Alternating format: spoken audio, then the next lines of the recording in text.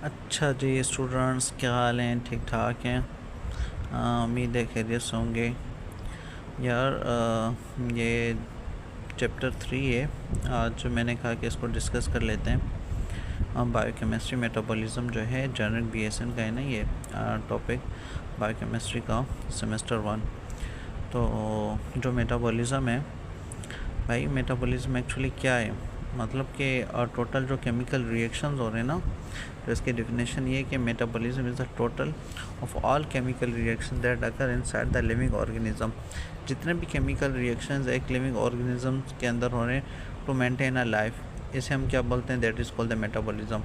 जिसमें हमारे पास ग्लूकोज की ब्रेक डाउन हो रही है, ग्लूकोज की मेटाबॉलिज्म हो रही है। ग्लूकोज मतलब कि फॉर्म हो रहा है, एनर्जी की फॉर्मेशन हो रही है, एनर्जी बन रही है, एनर्जी टूट रही है, इसको कहते हैं मेटाबॉलिज्म। तो इसके मज़ीद इसकी टाइप्स हैं।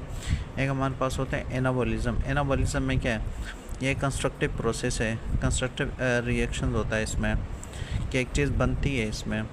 और सेकंड लाइन क्या है? Small molecules are join together to make large molecule.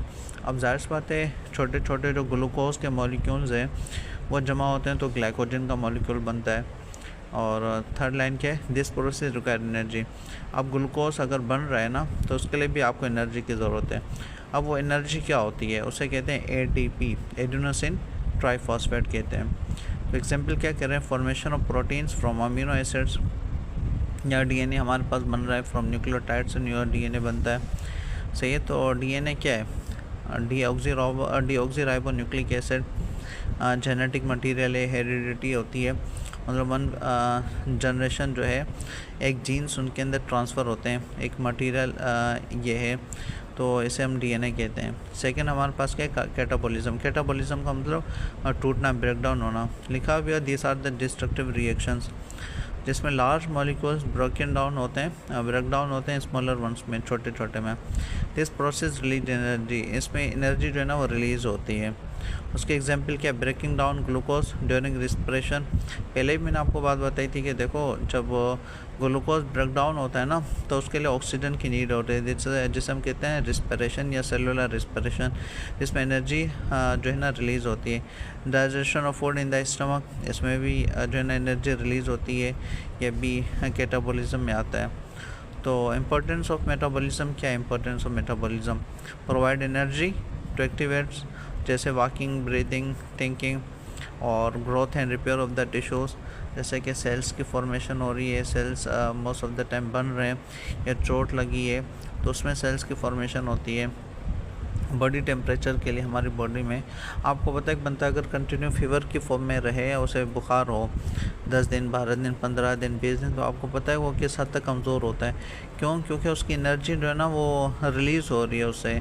जितना भी उसकी बॉडी में प्रोटीन है, वो प्रोटीन ब्रेक डाउन हो रहा है, और फैट है, फैट ब्रेक डाउन हो रहा है। तो ऐसे कहते हैं this are the importance of metabolism. तो अब नेक्स्ट हमारे पास है एडिनोसिन ट्राइफॉस्फेट। एडिनोसिन ट्राइफॉस्फेट क्या है? वही बात है, पढ़ा है आपको मैंने पहले भी कि एटीपी है, एडिनोसिन ट्राइफॉस्फेट स्ट्रक्चर इसका ये। एडेनिन हमारे पास क्या है? नाइट्रोजनस बेसिस होते हैं, राइबोस हमारे पास शुगर है, और इसमें 3 फॉस्फेट होते हैं। एडिनोसिन ट्राइफॉस्फेट का फॉस्फेट कितने होते हैं? 3 होते हैं ना, ट्राइफॉस्फेट होता है। और ये जो होते हैं दिस फॉस्फेट जो हैं ग्रुप आर की टू एटीपीज एनर्जी। ये फॉस्फेट जो होते हैं ये एनर्जी प्रोवाइड करते हैं। तो एटीपी जो है ना ये बनता है, किस तरीके से वर्क करता है? कह रहे हैं जब लास्ट फॉस्फेट जो बॉन्ड होता है ना वो ब्रेक डाउन होता है, वो एनर्जी रिलीज़ करता है।